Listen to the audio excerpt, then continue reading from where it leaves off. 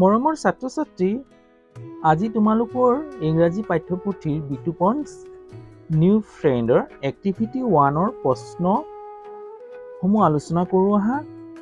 Activity 1ত rewrite the following sentences by using the verbs in brackets in simple past tense from.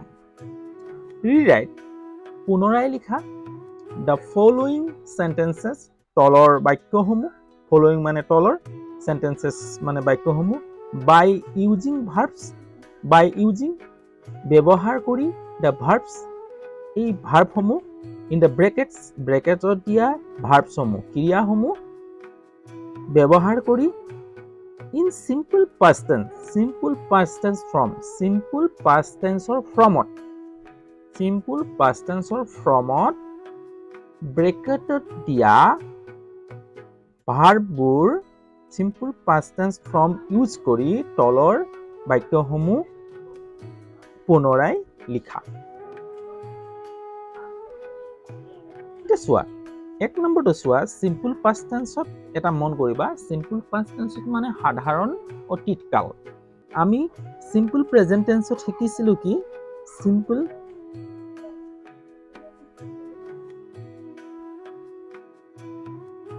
present tenseত কি শিকিছিলো? simple present tenseত কি থাকে? বাক্যৰ গাঁথনিটো শিকিছিলো। বাক্যৰ গাঁথনি কি থাকে? subject হল। subject কোন হয়? কৰ্তা। তাৰপিছত কি থাকিব? ধৰা verb, ক্ৰিয়া। তাৰপিছত কি থাকিব? object, কৰ্ম। হল। এই ভাৰ্ব আৰু দুটাক একে বুলি কি বুলি কৈছিলে? এই দুটাক একেলগে কি বুলি কোৱা হয়? প্ৰেডিকেট, বিধেয়, প্ৰেডিকেট, বিধেয় বুলি কৈছিলে। কিন্তু আমি ইয়ালৈ নাযাওঁ, গতিকে এই subject, verb, object simple present টেন্সত মানে বৰ্তমান কালত, সাধাৰণ বৰ্তমান কালত। চোৱা, সাবজেক্ট মানে কৰ্তা আছিলে, ক্ৰিয়া আৰু কৰ্ম। ধৰা সাবজেক্টটো ধৰা কি আছিলে? আই আছিলে। ভাৰ্ব কি আছিলে? গো আছিলে। অবজেক্টটো কি আছিলে? ক'ৰবাত যাওঁ, আই গো টু স্কুল দি দিলোঁ, স্কুললৈ গৈ থকা যে স্কুল, মই স্কুললৈ যাওঁ। এইটো যে চিম্পল প্ৰেজেণ্ট টেন্সত হ'ল। ইয়াকে যদি চিম্পল পাষ্ট টেন্সত কৰিবলৈ যাওঁ, চিম্পল পাষ্ট টেন্সত কি হ'ব চাবা।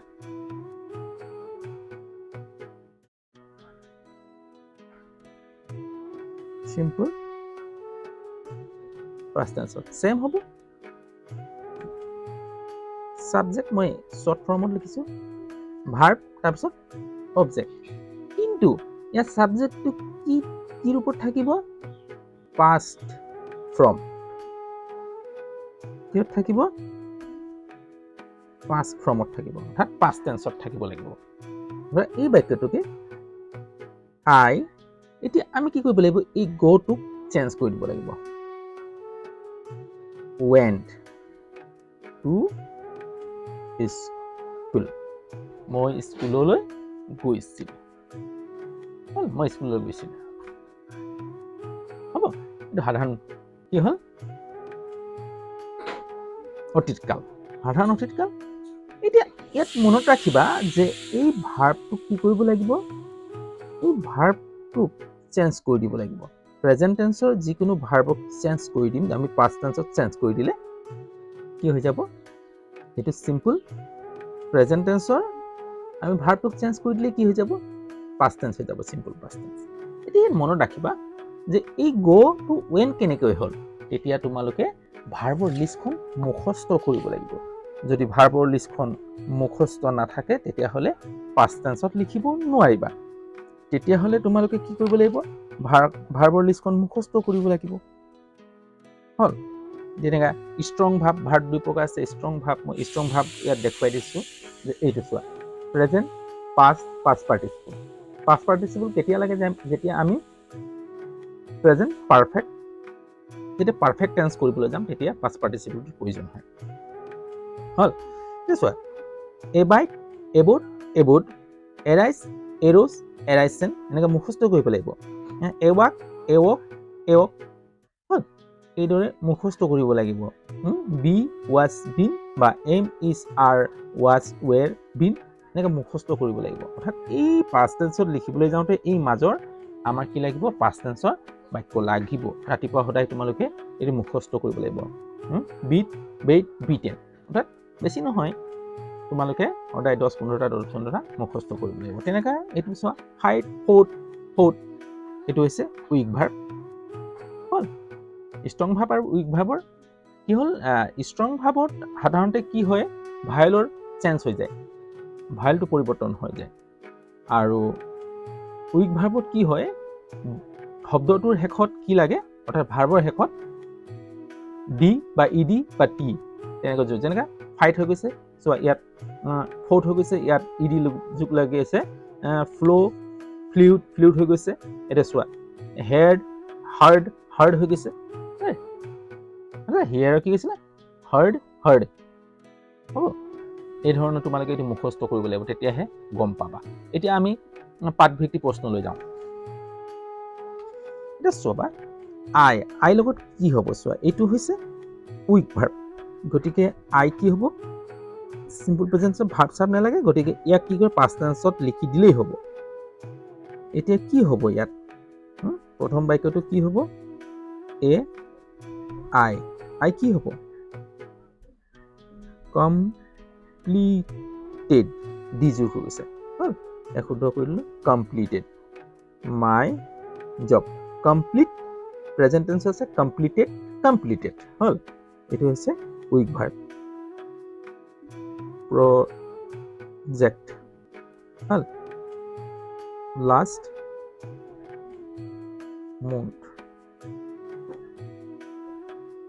মনডে MON লোটাতে গৈছে MON মনডে হ'ল I completed my project last Monday মোৰ প্ৰজেক্টটো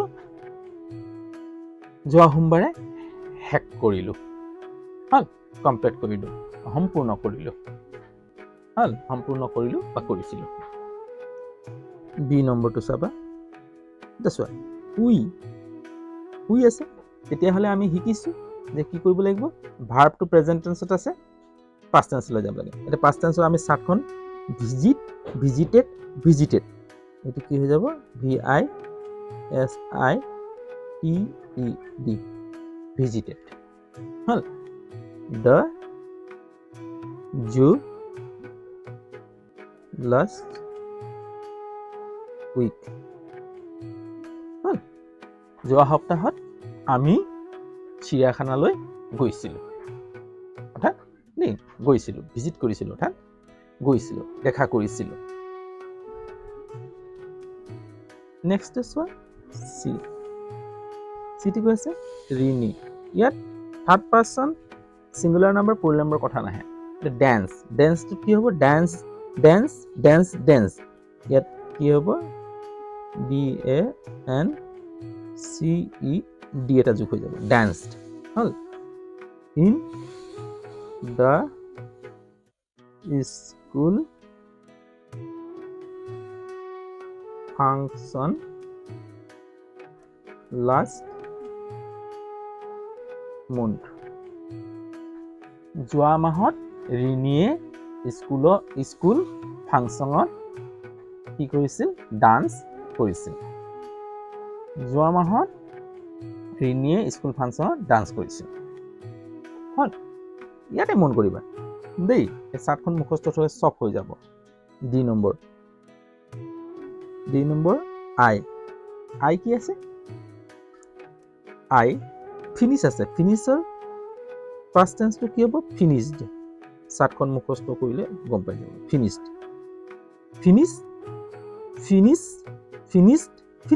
দি লাগি যাবা আই ফিনিছ মই শেষ কৰিছিলোঁ মাই হোমৱৰ্ক মোৰ গৃহকৰ্ম স্কুলত দিয়া কৰ্ম হ'ল বিফ'ৰ হ'ল 9 sorry জি লিখিয়াই লিখি পাওঁ 9 PM হল 9টা বজাৰ আগতে মোৰ হোমৱৰ্ক কি কৰিলো শেষ কৰিছিলো 9টা বজাৰ আগতে মোৰ হোমৱৰ্ক শেষ কৰিছিলো 9টা বজাৰ আগতে মই মোৰ হোমৱৰ্ক শেষ কৰিছিলো হ'ব ই নম্বৰটো চোৱা ই নম্বৰ কি দিয়া আছে দা চাইল্ড কেঁচুৱাটো চাইল্ড কেঁচুৱাটো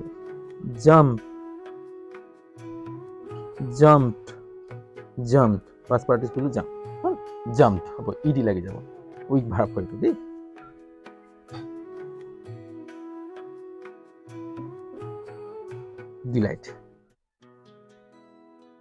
delight কেঁচুৱাটোৱে আনন্দত জঁপিয়াইছিল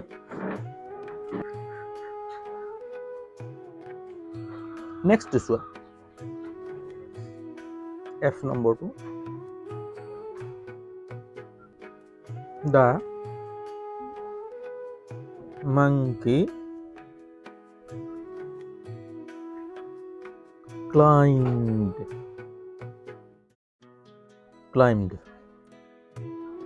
বগাইছিল The mango tree বান্দৰটোৱে আম গছত বগাইছিল বুজিছা এই climb past tense climbed হ'ব ed লাগি যাব ইয়াত তোমালোকে যেতিয়া পৰি যাবা তেতিয়া ভাৰ্বটো কি যাব ed লাগি যাব ভাৰ্বৰ লিষ্টখন উপস্থিত হ'ব লাগিব যেনে completed visited dance finish jump climbed হ'ব এতিয়া চোৱা জিটো চোৱা শেষৰটো জিটো কি লিখা আছে my friend মোৰ বন্ধু my friend helped ed লাগি যাব helped me মোৰ বন্ধুৱে মোক সহায় কৰিছিল যোৱাকালি হল কালি মোৰ বন্ধুৱে মোক সহায় কৰিছিল ইষ্টাৰডে